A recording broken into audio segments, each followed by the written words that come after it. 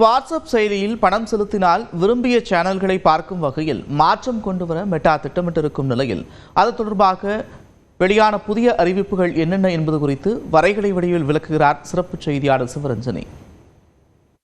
வாட்ஸ்அப்பை பொறுத்த வரைக்கும் நம்மளோட ரொம்ப க்ளோஸா இருக்கவங்க கிட்ட மட்டும் பேசுறதுக்கு பயன்படுத்தக்கூடிய ஒரு முக்கியமான தளமா அது இருக்கு.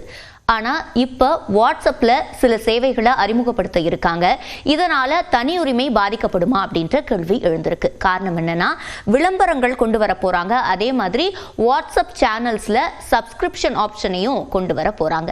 இதுக்கு முன்னாடி இதெல்லாம் கிடையாதா அப்படின்ற ஒரு கேள்வி வரும். இதுக்கு முன்னாடி கமர்ஷியலுக்குன்னு தனியா 2 வசதி இருந்தது. அதுல முதலாவது, பெரிய நிறுவனங்கள் அவங்க காசு கட்டிட்டு செய்தி அனுப்பும் வசதியை கொண்டு இருந்தாங்க.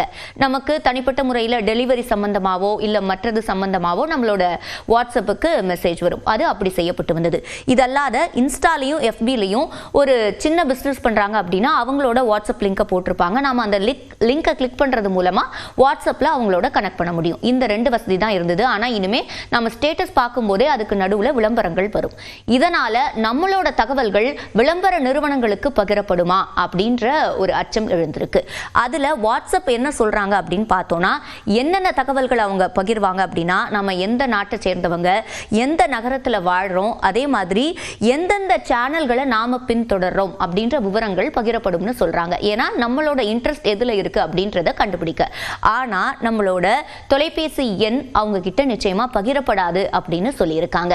ஆனாலும் கூட நமக்கு நிறைய அச்சங்கள் இருக்கும். இப்போ நம்மளோட தனிப்பட்ட மெசேஜ், கால், குரூப்ல நாம பேசுறது, குரூப் கால் பேசுறது, இதெல்லாம் ஏதாவது பிரச்சனை வருமா அப்படின்ற ஒரு அச்சம் இருக்கும். அதெல்லாம் இருக்காது. எண்ட் டு எண்ட் என்கிரிப்ஷன் இந்த சேவைகளுக்கு அப்படியே தான் தொடரும் அப்படின்ற ஒரு உத்தரவாதத்தை கொடுத்திருக்காங்க.